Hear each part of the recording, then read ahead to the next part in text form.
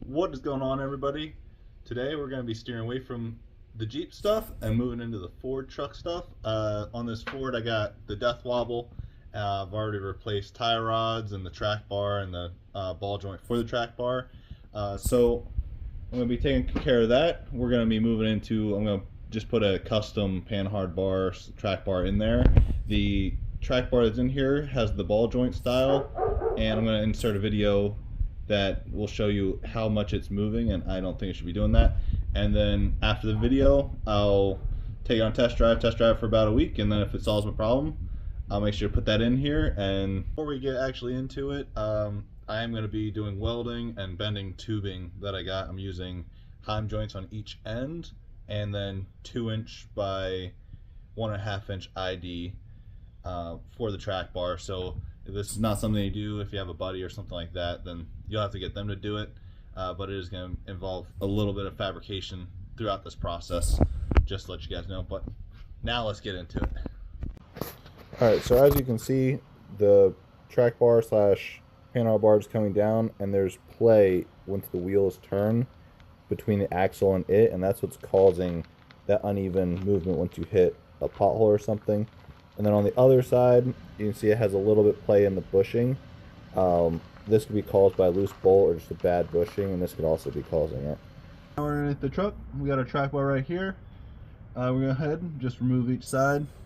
This side, on the ball joint side, last time I had to cut off whenever I was replacing it.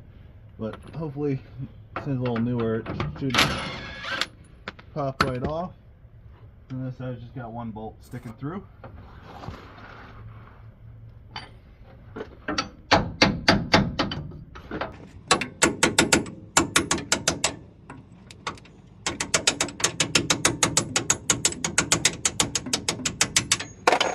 And I was using a size 30 socket for this side, and for this side I was using a 1 1/8. However, it is a smaller socket than that.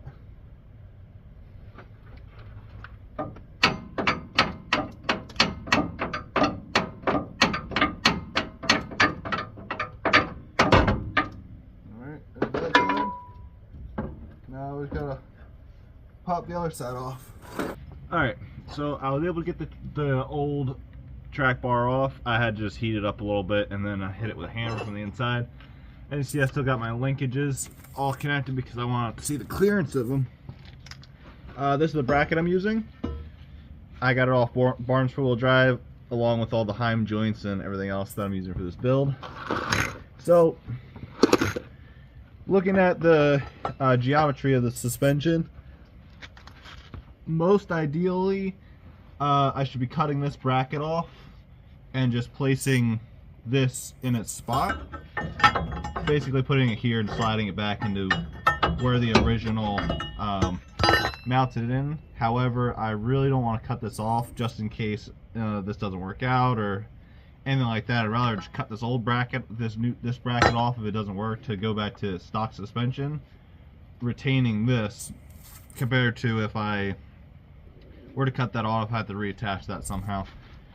And while it's underneath the truck, this is going to be a huge pain. So all I'm going to do is I'm just going to move it forward on the axle, closer. Basically that's just going to, it might add a little bit of bump steer, but with this truck, it's mostly on the road, you know, some off-road, but that's like dirt roads and stuff. I don't believe it'll affect it at all. So basically I'm going to take my bracket, it connects right to the axle. I'm thinking, because I got to clear the protection for the engine there, I'm going to put it up at an angle so I can clear this with my new tie rod. I gotta be really careful here because this is all going to sandwich together if I hit a big bump or so. But right now I'm just basically marking it up so I can grind it all away. And I know where to grind. Alright, so at an estimated marking to where my bracket's going to be. So now I'm just going to go ahead and grind it up.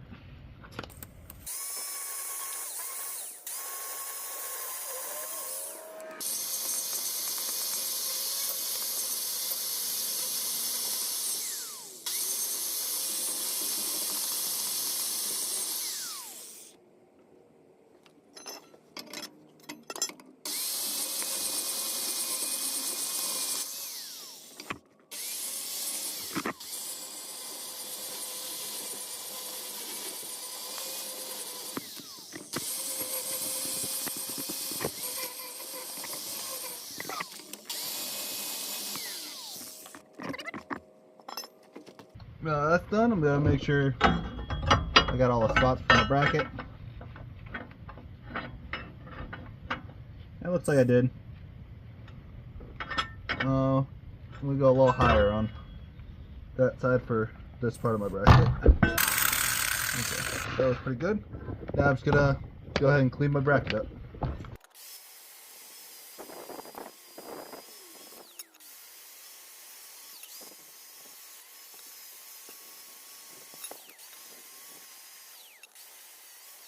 So I got it positioned where I want it. I marked it with a Sharpie so I can tack it up in place. I'll show you the exact position after I tack it, but as you can see, we got a lot of room there for the down travel of this drag link, and then we should have plenty of room to get around the disc to tie into the original mount there. And then I pushed all the way with my bracket against the bracket for the control arms. But I'll measure it and you get to have a better understanding of where it's located after I tack it up.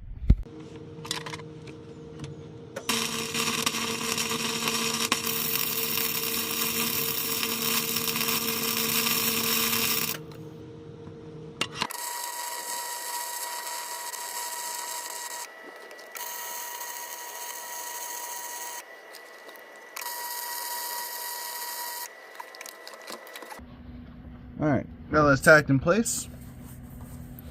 Gonna go ahead and remove our grounding clamp, and I'm just gonna move the steering around and check for clearances and whatnot.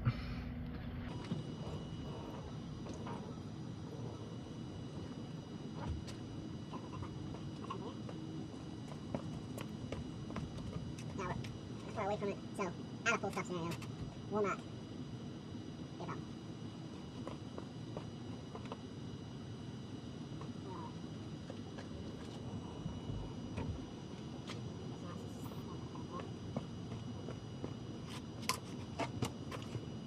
Here's our other extreme. This is still far away from that. Enough to have stuff. Not to have full stuff, I think. Oh, it clears. So you can't see it on the video, but right here, it is clearing my bracket here. There's probably a finger width. So if we were to have full up travel in a left-hand turn, this would push down, but it would clear fully. Now in the full passenger turn, there's a possibility of contact with the bracket, but I don't think I'm gonna have enough movement in this bar to get that.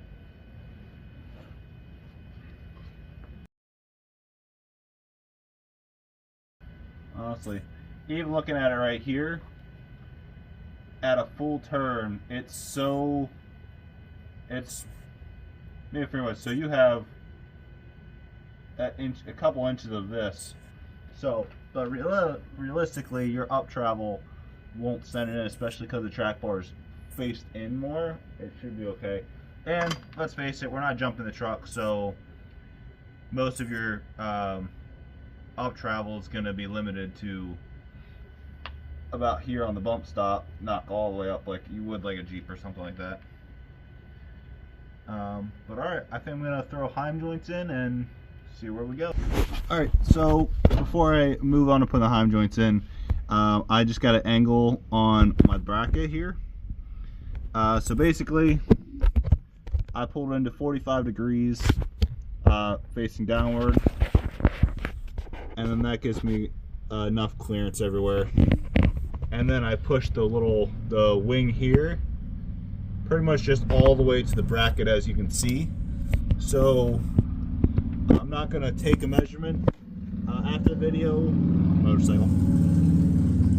After the video is posted and everything, if anybody wants me to take a measurement for them, I can. However, I just put as far back as you can towards this bracket if you're gonna maintain this bracket for the original, like I'm doing, or cut this off and put it here, which would be more ideal.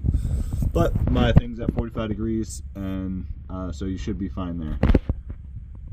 Alright, so I put my bar into the press here. Basically for the angle that I want, it's still really close to exactly where it was, so I'm putting it really close here. I can just cut it. Where are you going? And then we're gonna take this bar, and I'm basically just gonna match the angle here, the curve here for this bend. So I did that, so now I can just release this, and then I'm gonna size up in the truck, which I already did once, and then I want to bend it just a little bit more, so I brought it back to the press. But so to the bender. So now I'm gonna go put it in. I'm gonna measure, and then we're gonna cut the tubing.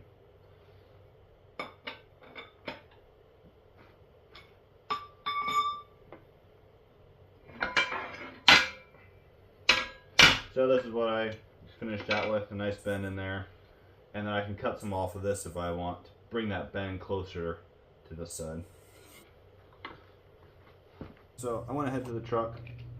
I measured out how far away it was. I got 5 inches until it were to hit the little part for like the engine. So I'm gonna take away 2. That way our bend starts a little bit more immediately from. So we measure out our bend starting close to that 5-inch range there. So bends will start pretty close to where it needs to be, and then from there we'll measure it out, our distance between the two, measure from here to here. I'm not going to include the bend because that's going to be a straight line, so I gotta not include that bend, and then we'll cut that and fit it up.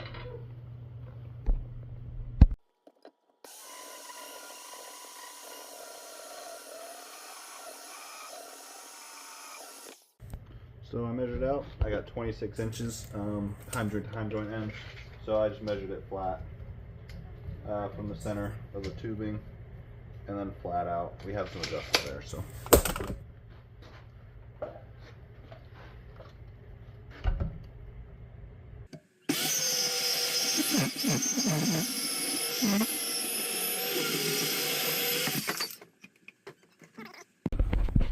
Alright, so we're under the truck here. I got that side put in. I got this side put in here. This is what it looks like. With the small bend. Looks like that. Going just around. This little metal piece fit my fingers all the way around. So I beveled the outside here and I grind all this way so the weld will sit nice in here. I'll grind this side as well. I just checked the steering all the way from all the way to driver, all the way to passenger and center, and we have unlimited clearance here, so I don't think we'll have any clearance problems here whenever the suspension is doing it throughout its travel, especially driving straight, which is probably the most important. However, we can't have that anywhere. So now we're just gonna go ahead and finish weld all this up, and then adjust our track bar to where it aligned back center to how it originally was.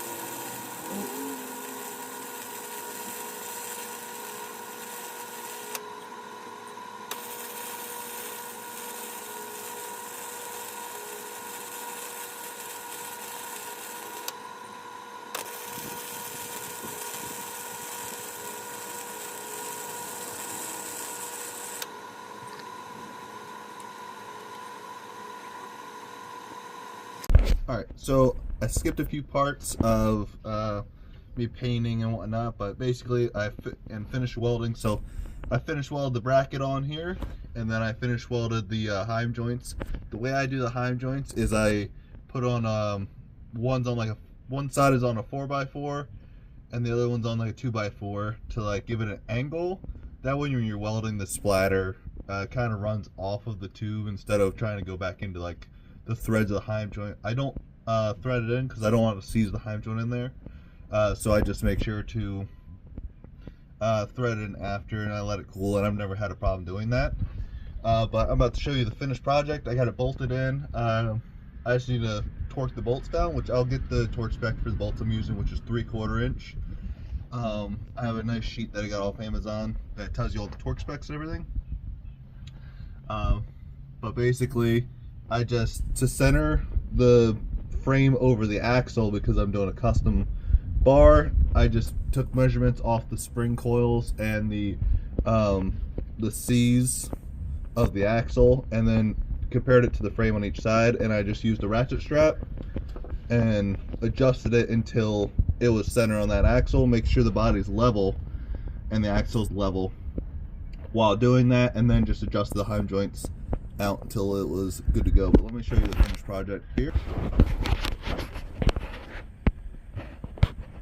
So this is a finished project. Like I said, I still gotta torque these down, but I got my bar, goes all the way up to the stock location there. I did put a washer in there. There was a little bit of room, and I just wanted it to be super tight, so I put a small washer in there to take up that space. But other than that, this bolt, I'm using 4" on each side. I could put this facing up, but I couldn't get in there because of the tie rod, so I flipped it down the way it is right here, and then I ran the steering back and forth, driver to passenger, and made sure I had enough clearance. And you have about 1/2 inch of clearance in between the bolts, so I'm not concerned about that. If I had the tie rod off, I would have put it in the other way, but I don't want to take the tie rod back off and risk damaging that joint because it is new. And then this is the space underneath here.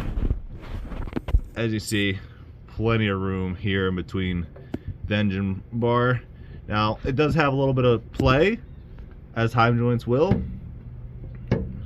but that's not back and forth play. That's only side to side. The movement like this will not move, but the bar just moves up and down. But that's just the kind of the Heim joint on both ends. But it's not that big a deal. And then, so I'm going to torque these down. I'll let you know what the torque spec is, and then we'll take it for a test drive, see how it goes. So I just got done torquing everything down. I did 300 foot-pounds for the top, and then I did 250 for the bottom side. The torque spec for a grade 8 bolt that has a 10-inch pitch was like 375. So I'm pretty comfortable having 300 and 250 over here. Because at the same time, I've had before, the bolt was going directly through the Heim joint without a bracket, but it bent it mushroomed the high misalignment spacers slightly, and I didn't want to do that again, so I stuck with 300 and 250 on the other side. And then they also have the nylon lock washers on the bolts. But we're gonna get home and take this thing for a test drive, see how it goes. I'm gonna insert a video of testing the wheel going back and forth, and you're gonna see everything underneath here is solid. It doesn't move at all anymore. So I think this is gonna solve our problem. But let's find out. Just fast back and forth.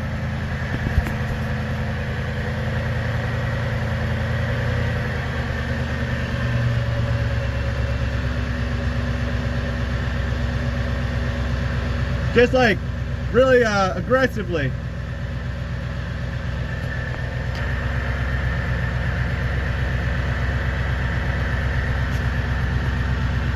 Alright, so overview. I've been waiting about probably a year to finish out this outro.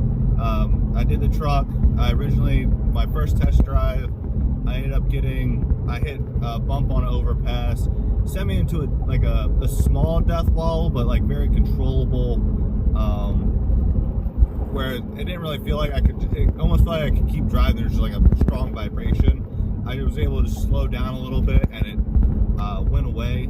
And then since then, I've never had a problem. I've been all over the country towing, driving around, hit all sorts of potholes and stuff. I've never had a problem anymore. That was the last time I had death wobble, so I'm pretty sure that this was the problem and fixed it. As discussed before, it does give some bump steer, I've noticed. So like I said, I am used to driving Jeeps, stuff like that, so the bump steer is not a crazy super used to it in this truck. If it's your like first time driving it, and you're used to like a Honda or something like that, you know, it might be a little different, but to me it drives super good, and I'd much rather have bump steer over some sort of death wobble. And I think from the manufacturer they should have that fixed, because it's not a super uncommon problem with these trucks. But other than that, I think I'd recommend it. It fixed my problem, especially if you were to have extended it, cutting off that bracket. I think that wouldn't even have bump steer. The problem would just be solved altogether. If you look at a bunch of videos how to solve bump or death wobble, a lot of them are because of that Panhard bar, track bar. Just a loose bolt too can cause that.